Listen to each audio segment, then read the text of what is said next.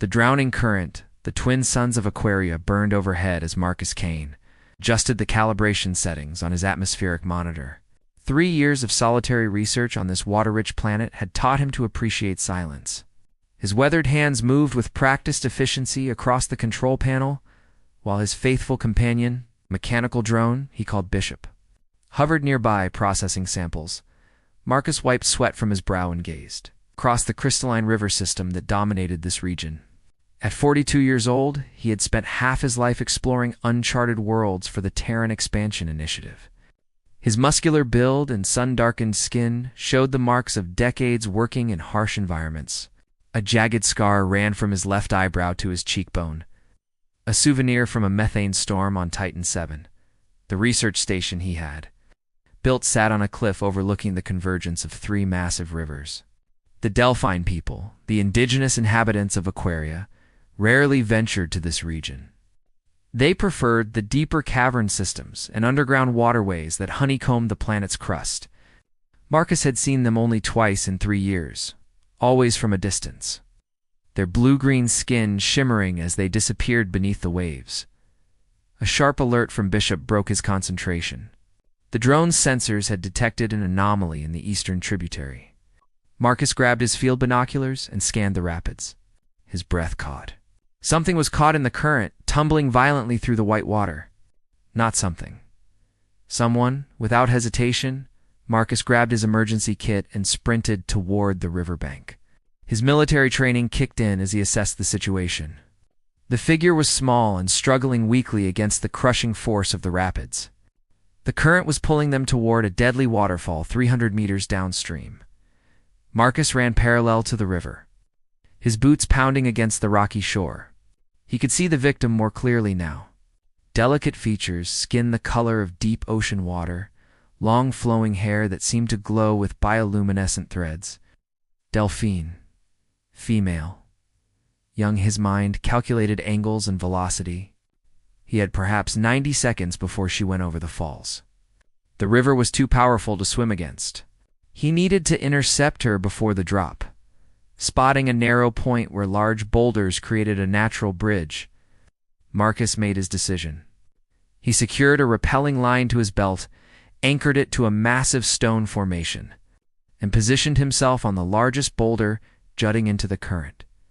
The Delphine girl swept closer, her movements growing weaker. Marcus timed his move carefully. As she passed within reach, he lunged into the water, catching her around the waist. The current immediately seized them both, trying to tear her from his grasp. Marcus activated the auto-retract on his line. The mechanism whined in protest against the river's force, but held firm, pulling them toward the shore. Water crashed over them, filling his nose and mouth. He maintained his grip on the girl, feeling her body go limp against his chest. They tumbled onto the rocky bank, both gasping for air. Marcus quickly assessed her condition. She was breathing but unconscious, her skin cool to the touch. Up close, he could see the intricate patterns of scales along her arms and neck, the delicate webbing between her fingers, the gill slits along her ribs that fluttered weakly. She was beautiful in an otherworldly way. Her features were refined and elegant, with high cheekbones and a small pointed chin. Her hair, now plastered to her face, held strands of pure silver that caught the light. She appeared to be in her early 20s by human standards, though he knew Delphine aged differently. Marcus cleared water from her airway and began chest compressions, careful of her different physiology. After several tense moments, she coughed violently, water streaming from her mouth and gills. Her eyes fluttered open, revealing irises that swirled with shades of turquoise and violet. She stared at him with confusion and fear, her body tensing. Marcus raised his hands slowly, showing he meant no harm. He spoke in the basic Delphine phrases he had learned from his linguistic database. Safe now. You are safe. Her gaze moved from his face to the raging river behind them, then back to him. Understanding seemed to dawn in her expression. She tried to speak, but her voice was too weak. Don't try to talk, Marcus said gently. You need to rest. He carefully lifted her, surprised by how light she was despite being nearly his height. Her skin felt cool and smooth, different from human skin, yet somehow familiar. She didn't resist as he carried her toward his station. Bishop met them at the entrance, sensors scanning the unconscious Delphine with medical precision. Marcus placed her on the examination table in his medical bay, grabbing thermal blankets to warm her. Despite Aquaria's heat, her body temperature was dropping dangerously low as he worked to stabilize her. Marcus noticed the intricate jewelry she wore. A circlet of woven coral and pearl sat askew in her hair. Bracelets of polished shell adorned her wrists. These were not simple ornaments, but marks of status. He had pulled someone important from that river. Her breathing steadied as her body temperature normalized. Marcus sat back, studying her peaceful face. 3 years of isolation, and now this. He had come to Aquaria to escape human complications, to focus on pure scientific research. Yet here he was, his quiet existence shattered by a drowning alien princess, because that was what she had to be. The ceremonial markings on her shoulders, the quality of her adornments, the way she carried herself even unconsciously, pointed to royalty or high nobility. "What have you gotten yourself into this time, Cain?" he muttered to himself. As if in answer, her eyes slowly opened again. This time, there was no fear, only curiosity, and something that looked like wonder. She reached up with a webbed hand and gently touched the scar on his face, her fingers trailing along the old wound.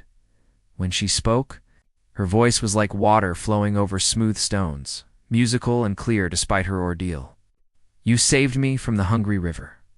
The old ways say, this creates a bond between our spirits." Marcus felt something shift in his chest, a connection forming that he could not explain or deny. Whatever had begun in those violent waters was far from over. The sacred oath Seraphina had recovered quickly over the following 2 days, her Delphine physiology proving remarkably resilient. Marcus had learned she was indeed Princess Seraphina, eldest daughter of Queen Thalassa, ruler of the Delphine Confederacy. She had been performing a coming-of-age ritual when an unexpected current surge had swept her away from her escorts. During her recovery, they had talked for hours. Marcus found himself captivated by her intelligence and curiosity. She asked endless questions about human culture, technology, and his life among the stars. In return, she shared stories of Delphine history, their connection to water, and the complex society that thrived beneath Aquaria's surface. On the 3rd morning, Bishop's perimeter sensors detected multiple approaching signatures. Marcus stepped outside to find the river valley filled with Delphine warriors. There had to be at least 50 of them, emerging from the water in precise formation. Their armor was crafted from shell and coral, adorned with flowing strips of bioluminescent material. Each carried a trident that hummed with contained energy. At their center stood a figure of undeniable authority. Queen Thalassa was taller than Seraphina, her presence commanding despite her graceful movements. Her skin bore deeper blue tones with age, marked with intricate patterns that denoted her royal status. Her eyes, the same swirling turquoise as her daughter's, fixed on Marcus with intense scrutiny. Seraphina emerged from the station. Now dressed in formal robes that Marcus had helped her fabricate from his material reserves, she moved to stand beside him, her hand briefly touching his arm in a gesture of reassurance. The queen approached, her warriors fanning out behind her. When she spoke, her voice carried the weight of centuries of tradition. "Human called Marcus Cain, you have performed a deed of great significance. You saved my daughter's life when the river sought to claim her." Marcus inclined his head respectfully. "I did what anyone would do, Your Majesty." A ripple of surprise moved through the assembled warriors at his use of their formal address. Thalassa's expression softened slightly. "Not anyone would risk the hungry waters for one not of their kind. You showed courage and compassion. By our oldest laws, this creates a sacred bond." She raised her hand, and 2 warriors stepped forward, carrying an ornate chest of polished abalone. Thalassa opened it to reveal a collar of woven silver threads embedded with small glowing crystals. "This is the mark of life debt," the queen explained.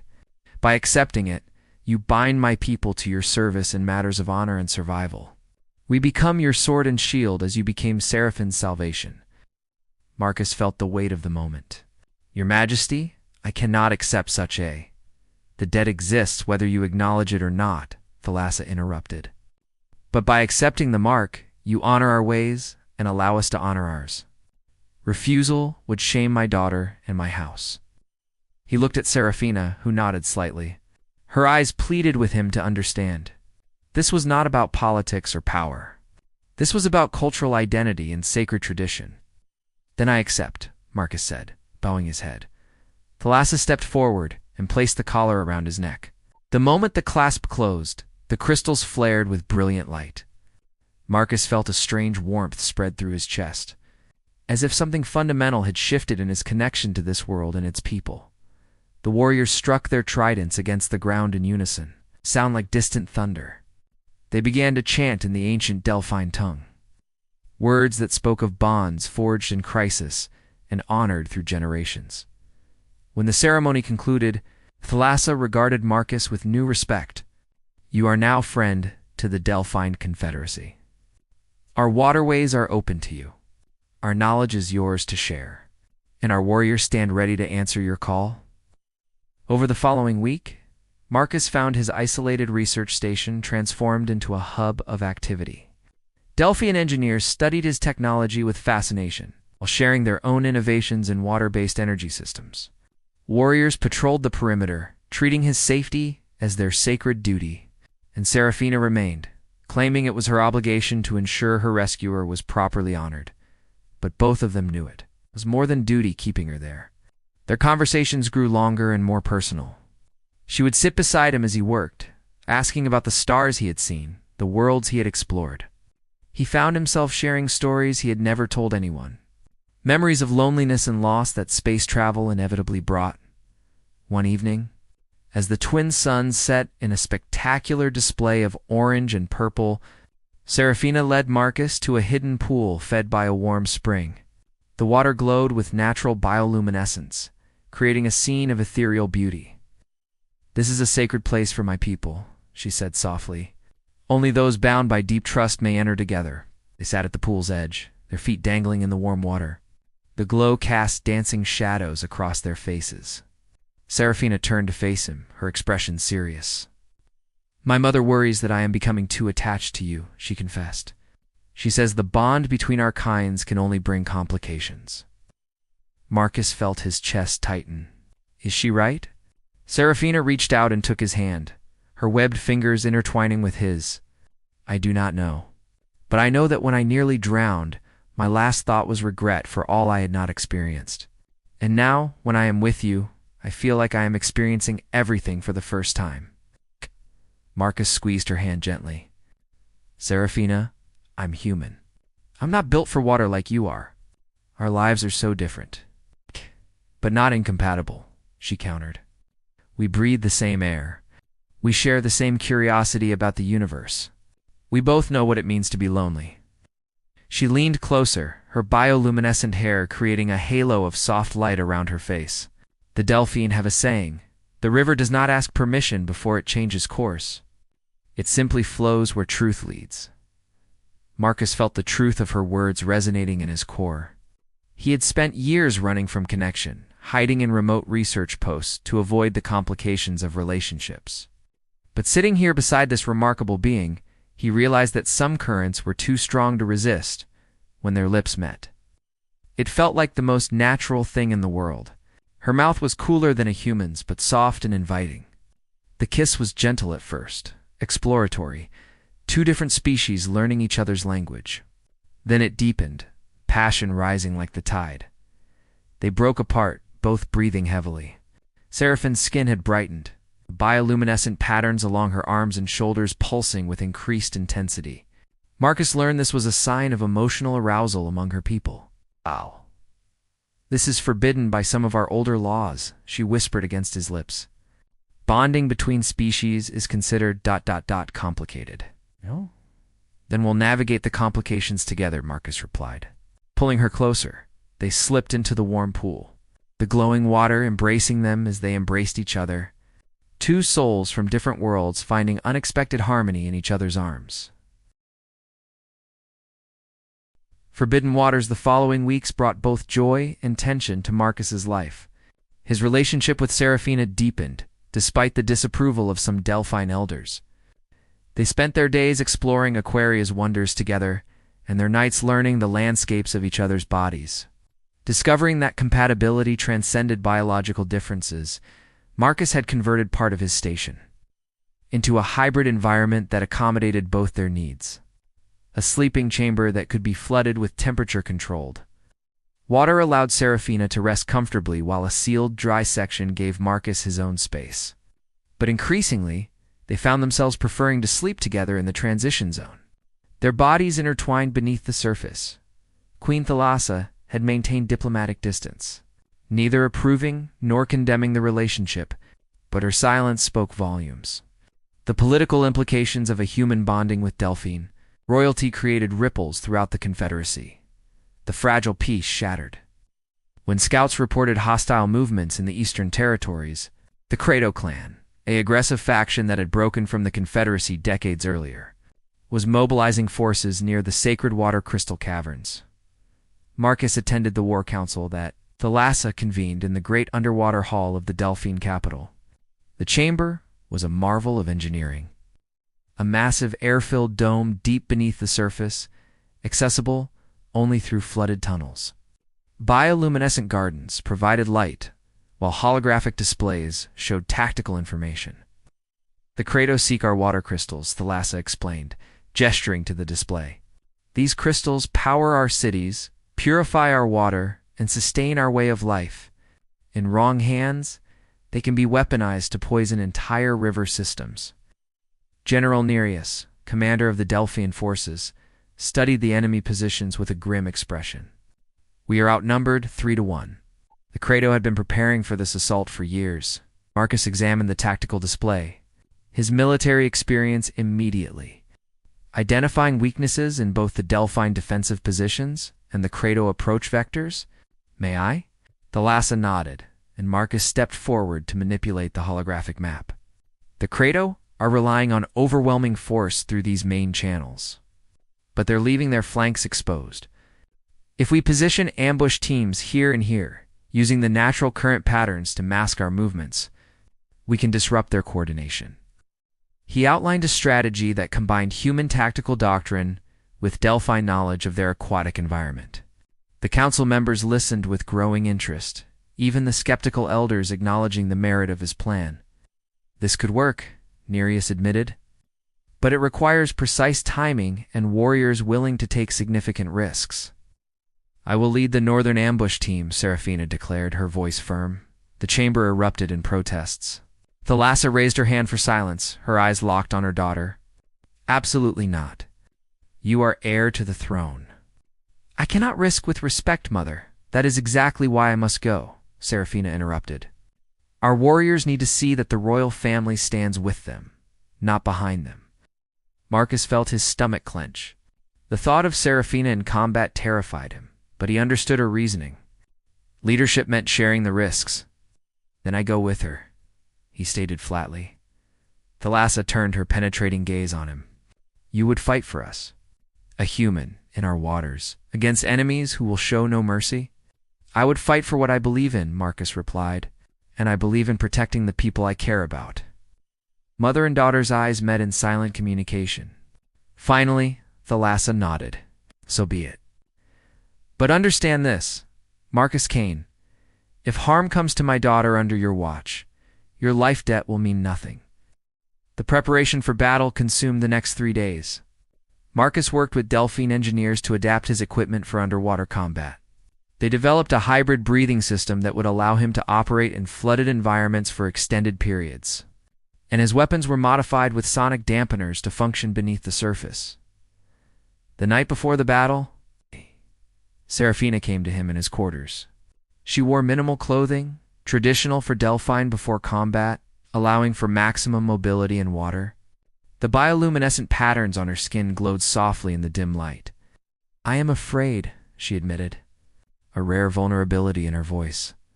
Marcus pulled her close, feeling the coolness of her skin against his warmth. Fear is natural. It means you understand the stakes.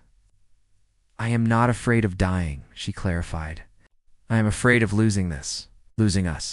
We have only just found each other.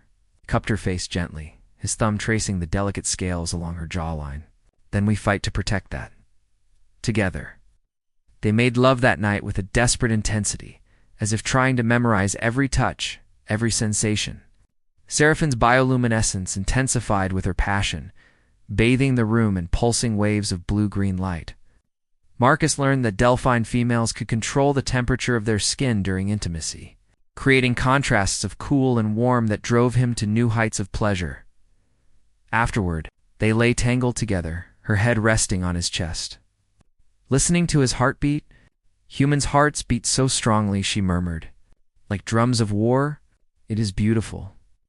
Delphine hearts are quieter, Marcus replied, his hand over the spot on her chest, where he could feel the gentle flutter, like whispered promises. Also beautiful. As dawn approached, they rose and prepared for battle. Marcus donned his modified armor while Seraphina, dressed in the ceremonial warrior garb of Delphine, royalty flexible armor plates, a polished shell that offered protection. Without restricting movement, they joined the assembled forces at the staging area.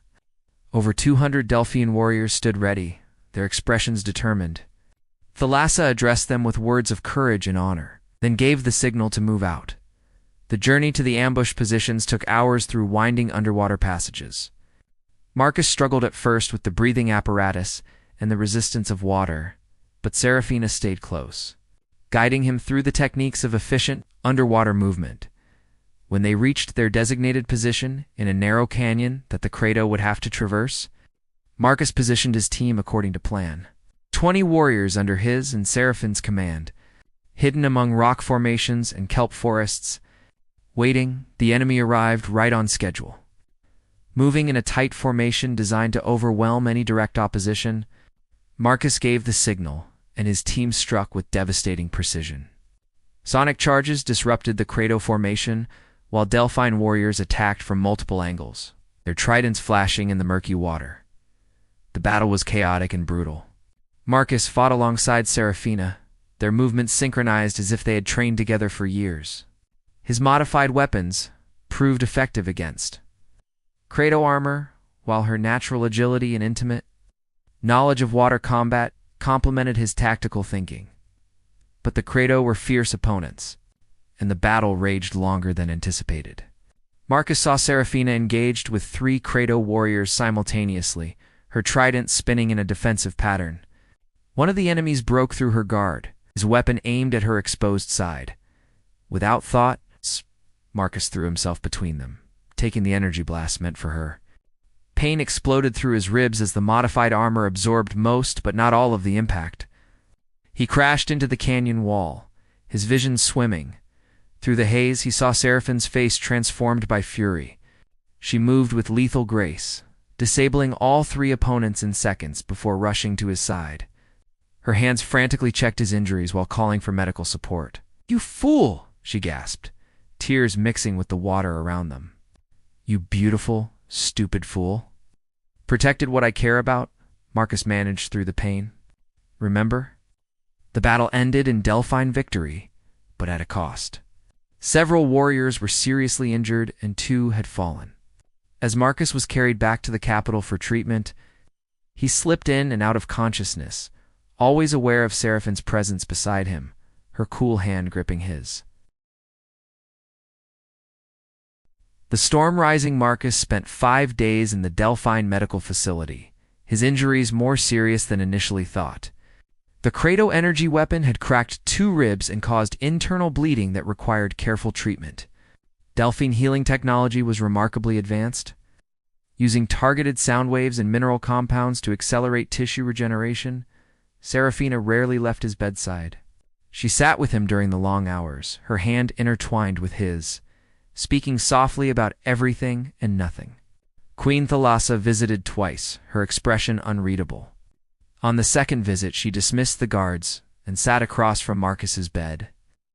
"You took a weapon meant for my daughter?" she stated simply. Marcus confirmed, meeting her gaze steadily despite the pain medication, making his head swim. "This changes the nature of your bond," Thalassa continued. "Among my people, to accept death for another is the highest form of love. It supersedes even the life debt." It declares to all that you have chosen her above your own existence. Serafina squeezed his hand tighter, her bioluminescence pulsing with emotion. Thalassa stood, her regal bearing softening slightly. I have opposed this union because I feared what it would mean for our people, for the political balance we have maintained. But I see now that some bonds transcend politics. She placed her hand on her daughter's shoulder. The heart knows truths that crowns cannot dictate. After she left, Serafina climbed carefully onto the bed beside Marcus, mindful of his injuries. She just gave us her blessing, she whispered, wonder in her voice. I heard, Marcus replied, pulling her closer. Doesn't solve all our problems, though. No, Serafina agreed. But it means we can face them together, without hiding. His recovery progressed rapidly thanks to Delphine medical expertise. Within another week, he was mobile again, though still restricted from strenuous activity. The victory over the Credo ambush had dealt a significant blow to their offensive capabilities, buying the Confederacy precious time, but intelligence reports indicated the Credo were regrouping for a major assault. Their leader, a ruthless strategist named Malachor, was reportedly bringing in mercenaries and advanced weapons. Technology purchased from unscrupulous off-world traders, Marcus attended another war council, this time as a recognized military advisor. The holographic displays showed grim projections.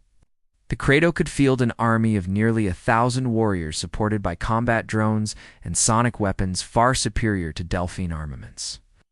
We need allies, Marcus said, studying the data. The Delphine Confederacy is strong, but you cannot win this alone. We have no allies, General Nereus replied bitterly. The other water clans fear Credo reprisal if they support us. And the land-dwelling species of Aquaria have no interest in underwater conflicts. An idea formed in Marcus's mind. What about other humans? The Terran Expansion Initiative has protocols for assisting indigenous populations facing extinctional-level threats. Thalassa looked skeptical. Would your people truly intervene? We have nothing to offer in trade. You have everything to offer? Marcus countered. Water crystal technology, bioluminescent energy systems, your knowledge of sustainable aquatic ecosystems. The TEI would jump at the chance for peaceful technology exchange. And more importantly, you have the truth on your side. The Credo are aggressors seeking to weaponize resources that should be shared. He contacted the TI Regional Command using his emergency beacon, requesting a priority diplomatic channel. To his relief, Commander Zhang, an old friend from his military days, responded personally. Marcus Kane. Zhang's holographic image materialized in the council chamber. I heard you had gone native on some water world. Didn't expect to hear from you asking for military intervention. Marcus outlined the situation, providing detailed intelligence on the Credo threat in the Delphine's position. Zhang listened carefully, his experienced eyes assessing the tactical displays. This is complicated, Zhang admitted. But you are right about the technology exchange potential. And the Credo's use of black market weapons violates several galactic treaties. I can have a rapid response team there in 72 hours. The relief in the chamber was palpable. Thalassa bowed deeply to Zhang's image. On behalf of the Delphine Confederacy, we accept your assistance with gratitude. The next 3 days were a whirlwind of preparation. Marcus coordinated between the arriving human forces and the Delphine military, working to integrate their vastly different combat capabilities. The humans brought advanced shielding technology and orbital support capabilities, while the Delphine offered unmatched knowledge of the aquatic terrain and guerrilla tactics. Serafina worked alongside him, serving as a cultural liaison and tactical coordinator. Watching her command respect from both human marines and Delphine warriors filled Marcus with pride. She had grown from the frightened girl he had pulled from the river into a true leader. On the eve of the anticipated Credo assault, Marcus and Serafina stole a few hours alone, retreating to the sacred pool where they had first kissed. The water glowed softly, reflecting off the cavern walls in hypnotic patterns. When this is over, Serafina said quietly, what happens to us? Marcus pulled her into his arms, feeling the familiar coolness of her skin against his. What do you want to happen? I want you to stay, she replied. I want to build a life here together. But I know humans are not meant for water worlds. Your research contract will eventually end. Your people will call you back to the stars. Then I will tell them I have found something more important than stars, Marcus said firmly. I have found home. In you, in this world, in the life we can build together. Serafina looked up at him, her swirling eyes searching his face. You would give up the stars for me? I would give up everything for you, he confirmed. The stars will always be there, but you are irreplaceable. They sealed the promise with a kiss that grew increasingly passionate. They made love in the warm pool, the glowing water creating patterns of light across their intertwined bodies. Marcus had learned the rhythms of Seraphine's pleasure, the points on her body that made her bioluminescence flare brightest, the temperature shifts that indicated her approaching climax. Afterward, floating together in the peaceful aftermath, Serafina traced the healing scars on his ribs. Tomorrow, we fight for our future, she murmured. Tomorrow we win our future, Marcus corrected. The Credo assault came at dawn, a massive force that emerged from 3 directions simultaneously. But this time, the Delphine were ready. Combined with human tactical support and advanced defensive systems, they met the attack with coordinated precision. The battle raged throughout the day across multiple fronts. Marcus commanded a mixed unit of human marines and Delphine warriors, his strategic mind adapting constantly to the fluid nature of underwater combat. Serafina led strike teams that disrupted Credo supply lines and disabled their combat drones. The tide turned when human orbital platforms disabled the Kratos mercenary support ships, cutting off their reinforcements and heavy weapons. Malachor, seeing his advantage evaporating, led a desperate assault on the crystal caverns themselves. Attempting to destroy what he could not control, Marcus and Serafina raced to intercept him with an elite team. They found Malachor in the main cavern, surrounded by his personal guard, planting explosive charges among the massive crystal formations. You cannot win, Marcus called out. Your forces are routed. Surrender now and face justice rather than annihilation. Malachor turned, his scarred features twisted with rage. If I cannot have the crystals, no one will. His hand moved toward the detonator. Serafina was faster. Her trident flew through the water with perfect accuracy, piercing Malachor's hand and knocking the detonator away. The Credo leader screamed in pain and fury as Delphine warriors swarmed his position, overwhelming his guards. The battle ended with Credo forces in full retreat and Malachor in custody. The cost had been significant, dozens of casualties on both sides, but the Delphian homeland was secure. United Tides, the victory celebration lasted 3 days, a traditional Delphine festival of gratitude and renewal. The capital city transformed into a riot of bioluminescent decorations, while music echoed through the waterways. Human and Delphine mingled freely, cultural barriers breaking down through shared triumph. On the final night, Queen Thalassa hosted a formal ceremony in the Grand Hall. Marcus stood beside Serafina, both dressed in ceremonial attire. Him in modified human diplomatic garb, her in the flowing silver robes of Delphine royalty. Today we celebrate not just victory, Thalassa addressed the assembled crowd, but the forging of new bonds between our peoples. The human Marcus Kane has proven himself not just a warrior, but a true friend to the Delphine Confederacy. And my daughter, Princess Serafina, has shown that leadership means choosing truth over tradition when hearts are pure. She gestured for Marcus and Serafina to approach the throne. It is my great honor to formally recognize the bond between you.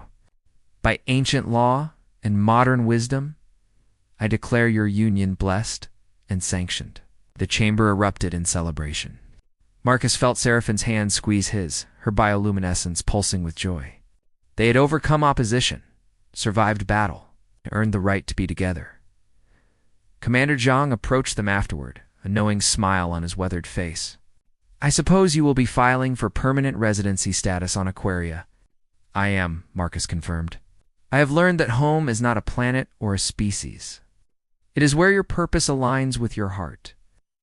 Philosophical for a former Marine, Zhang chuckled. But I understand. The Terran Expansion Initiative will miss your research expertise. But something tells me you will contribute more to interspecies relations by staying here. The formal treaty negotiations between the Initiative and the Delphian Confederacy took several weeks.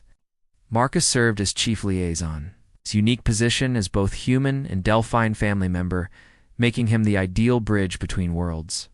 The agreement included technology exchange, mutual defense provisions, and cultural exchange programs. But the most significant outcome was the establishment of the first Joint Human-Delphine Research Station. The facility would study the intersection of their technologies, seeking solutions to problems facing both species across the galaxy. Marcus and Appoino were appointed co-directors of the new station.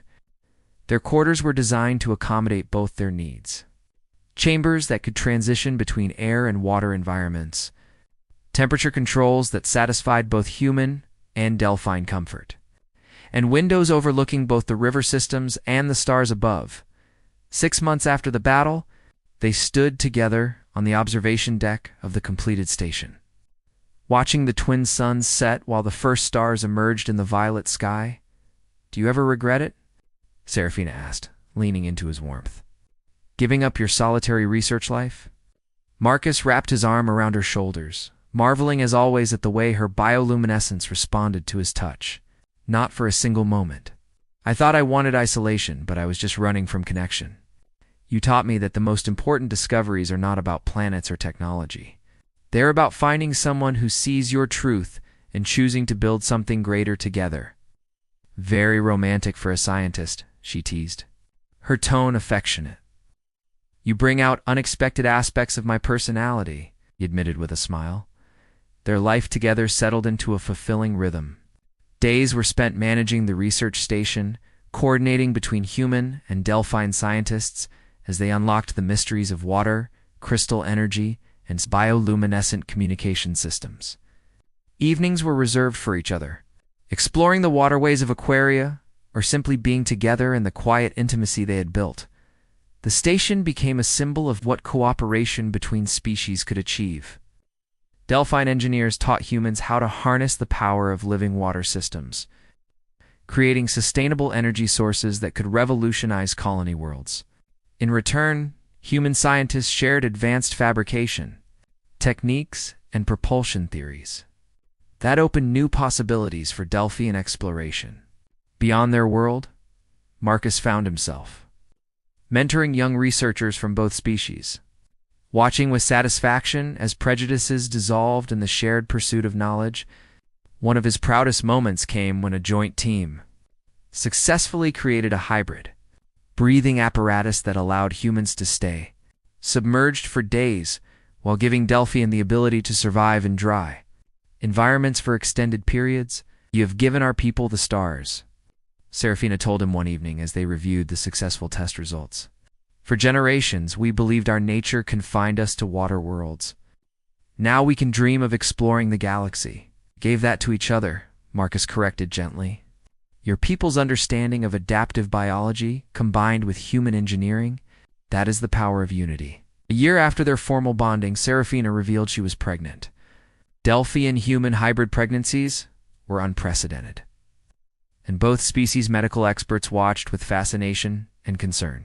But Serafina carried the pregnancy with characteristic grace, her body adapting to nurture the new life that represented the ultimate bridge between their peoples. Marcus was terrified and exhilarated in equal measure. He read every medical file, consulted with specialists from across the galaxy, and drove Serafina to distraction with his protective hovering. "I survived the hungry river and a war," she reminded him with amusement. "I can survive carrying our child." When their daughter was born, she was perfect.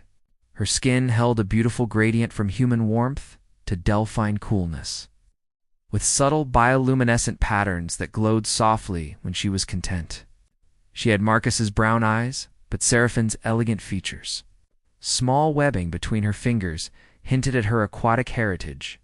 While her strong lungs showed human adaptability, they named her Marina, honoring both the Latin root meaning of the sea and its echo in multiple Earth languages.